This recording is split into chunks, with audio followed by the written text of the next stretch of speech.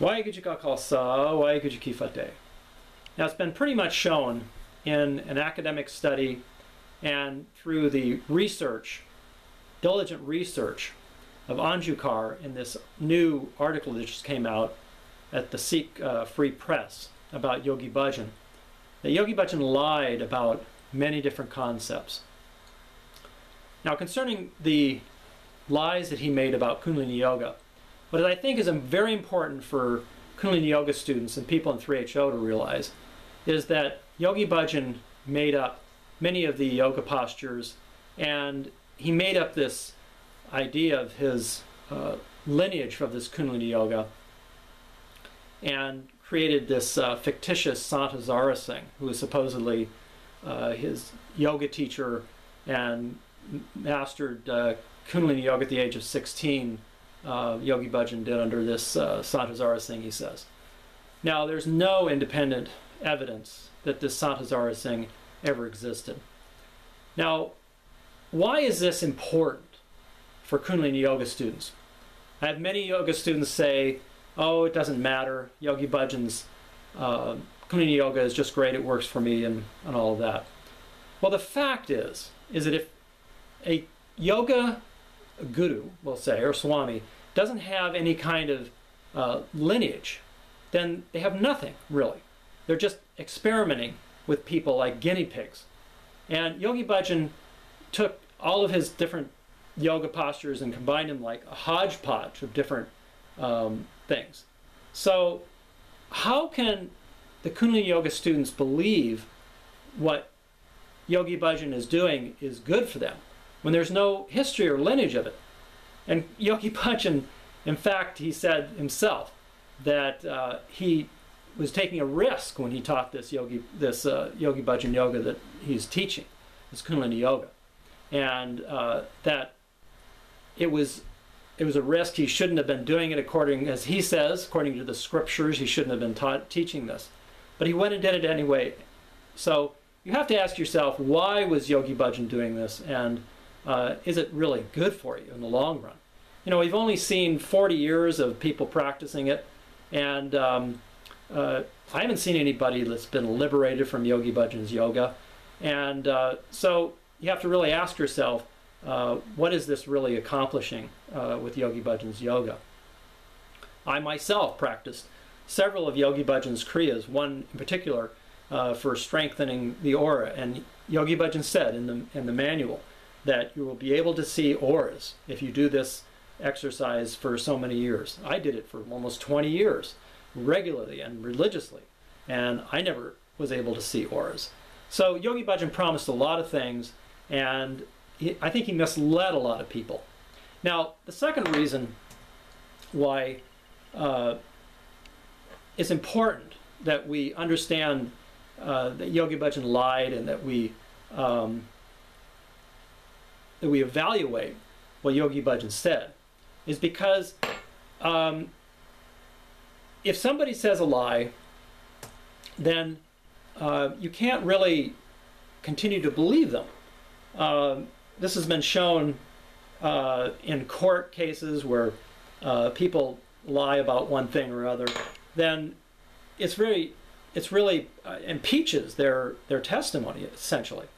So Yogi Bhajan lied about this title that he was given, this supposed Sri Singh Sahib title, and it's been shown again that the Jethedar of the Atal Takht, which is the seat of temporal authority for Sikhs, did not give this title to Yogi Bhajan, and he almost excommunicated Yogi Bhajan.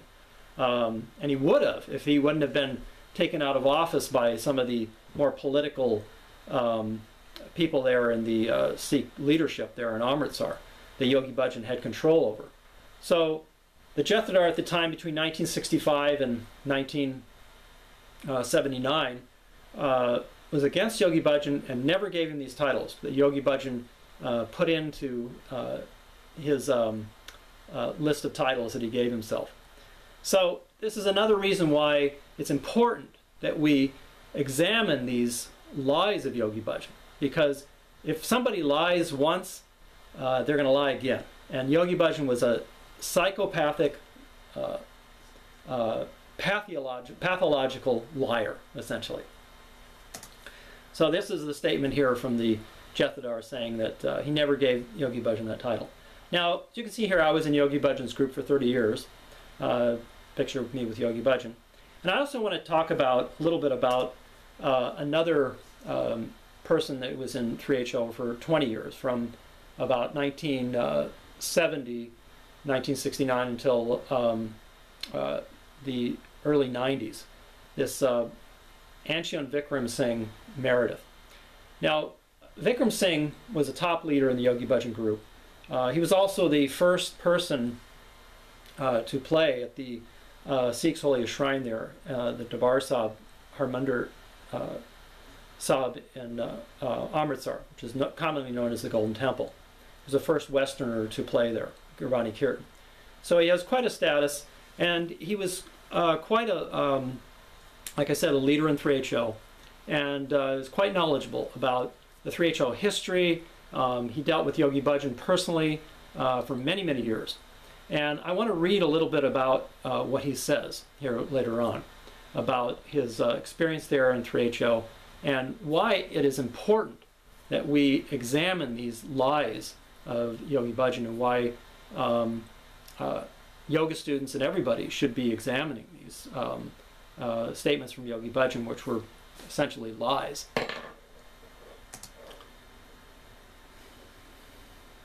Here's a trip picture of when their group went to Amritsar in 1970, and you can read about it in some of the things that I've been writing about how it was such a disaster, and Yogi Bhajan refused to talk about it and the truth about it. Now, during this trip in 1970, there was an encounter with Yogi Bhajan's first yoga, or not yoga teacher, but first teacher, Versa Singh. And I've put some new information about that on Wikipedia. Here you can see this about Kundalini Yoga, history about it, and you can see here how Yogi Bhajan, when he dropped Versa Singh, he took on several of the other swamis and gurus yoga and combined them and made his own mishmash of Kundalini Yoga, which I've said before is potentially dangerous, I think. And many of these other swamis said as well. You'll notice in this new posting here on Wikipedia that I talk about how this Swami Dharendra Brahmanchari was one of Yogi Bhajan's teachers. And I've put some posts here about what this Brahmacharya said about Yogi Bhajan. He said here,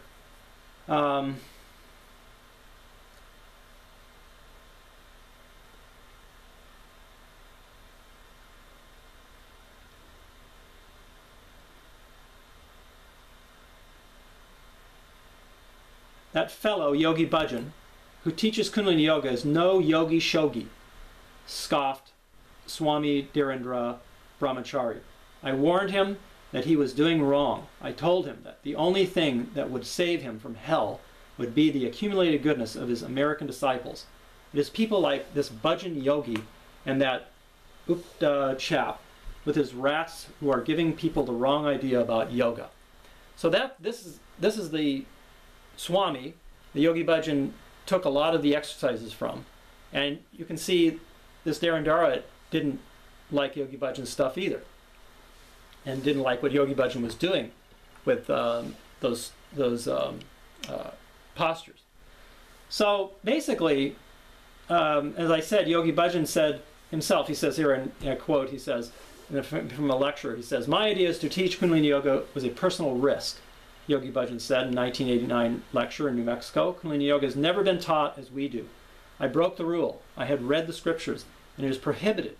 Be careful of Yogi Bhajan's made-up yoga KY Kriyas." That's what I'm advising this person do.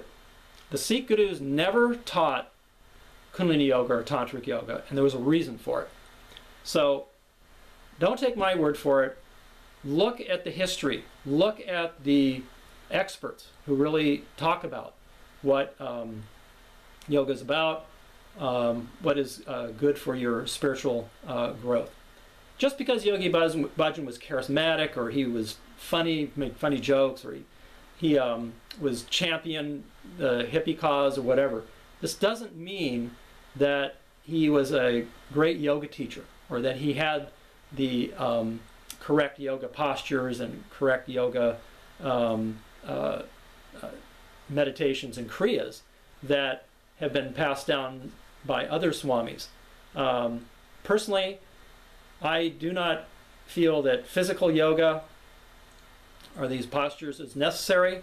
As a Sikh, we don't practice this type of thing, but if you are into this Kundalini yoga, examine it, because it can be very dangerous.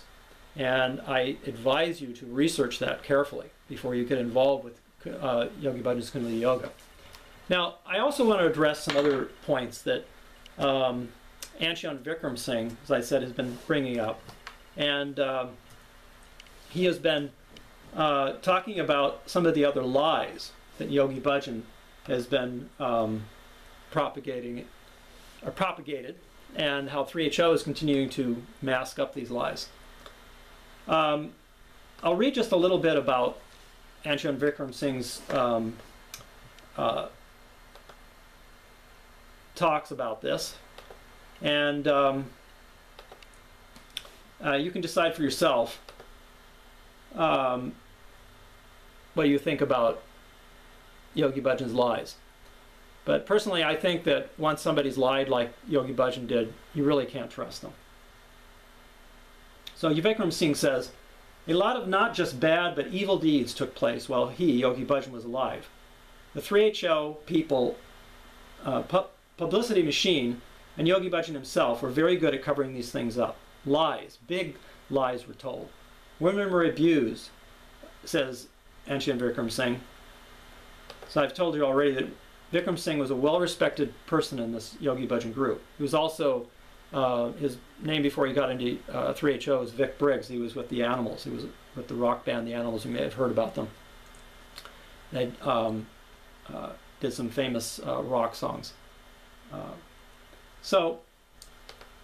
I'd also recommend you read this new article in the Sikh Free Press, American Yogis Distort Sikh Scriptures, which will give you a real good background about how Yogi Bhajan lied about these various titles that he took on, about how he distorted Gurbani, and how he made essentially fools of us Americans, and misled us in many, many ways. It's just astounding to me how people in 3HO and people in Kundalini Yoga can follow a man like Yogi Bhajan when they know he lies about many things, and he's not supported by the Sikhs in India. The Sikhs that may support Yogi Bhajan have all been bought off through these charity donations and things like that SikhNet and these other 3HO Foundation people make. They have billions of dollars essentially, and they can buy their way through many of these different committees and things that they have there in Amritsar about supporting them.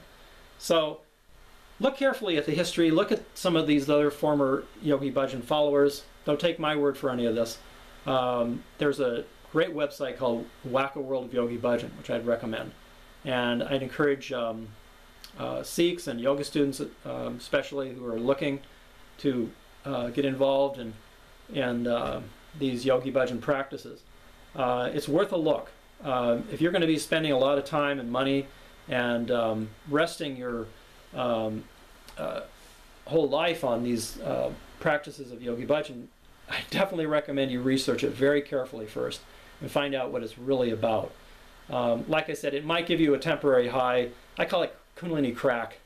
But look at the long-term effects. Talk to people who've done it for years, like 40 years, and see what you really think about them. My experience after being involved with it was that it was really kind of like a hypnosis type of thing. Yogi Bhajan would do these gong meditations and these different I'll just play this this video here. You can stop it during here and read what Vikram Singh has said in that whole post of his. But as I was saying, these meditations and gong things that Yogi Bhajan would do would get you into a hypnotic state. You do these long layouts, and then would do these hypnotic type of chanting and things over these music and things like that would be very hypnotic. And the Yogi Bhajan people still do that today. You'll see in many of their classes they'll have these layouts and then play Yogi Bhajan's kind of etheric voice in the background there. So really examine this and see if it's something that you really want to get involved in. I can also say that in terms of 3HO's continued promotion of Yogi Bhajan, he's essentially treated like a guru and a cult leader, is essentially what he's like. They just had these celebrations down there in Espanola, his 10-year anniversary of his death. And it was essentially like worshiping at the graves of the dead and worshiping Yogi Bhajan. Yogi Bhajan said many times that he'd be a more powerful dead than alive. So the Yogi Bhajan people view him as still being with them always, and view him as like a cult leader essentially. And I think that people want to get involved in this should examine carefully if that's really the kind of thing they want to get involved in, and have Yogi Bhajan controlling their every actions and things that they do. So again, I would welcome any questions you have. I've written a book called Confessions of an American Sikh, which you might investigate. I've put it on Amazon. It's only 99 cents there. It's the cheapest that they'll let me put the book for. I'm interested in getting the word out about how Yogi Bhajan really misled a lot of people and tried to persuade us to follow his cult. And I believe that the 3HO people are designing the same agenda. You can see here pictures of that place where they were doing that worship of Yogi Bhajan this last year on the 10th anniversary of his death.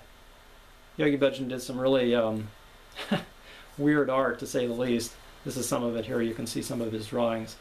And you have to wonder what Yogi Bhajan was really thinking and what was going on with his thinking. The more I look at it, it's really pretty disturbing how he abused people and how he was accused of these rapes and really horrendous stuff. Some of his lead secretaries sued him for rape and some other really horrendous stuff. So when you look at that, do you really want to have Yogi Bhajan as someone that you consider to be like a teacher or guru? It seems pretty sketchy to me. And I think this is probably one of the big reasons why I left, was that I found that the Yogi Bhajan really was a liar, psychopath, and I didn't really want to have anything to do with it. The Sikh path that I'm following now does not worship anybody, and we have one Siddhi Guru Granth Sahib, which is embodied in the Siddhi Guru Granth Sahib. So that's all that we do, and we do Gurbani and follow a Sikh Rahat Maryada, which is a really good way of life. Thank you for your time. Waheguru Ji Ka Khalsa, Waheguru Ji Ki Fateh.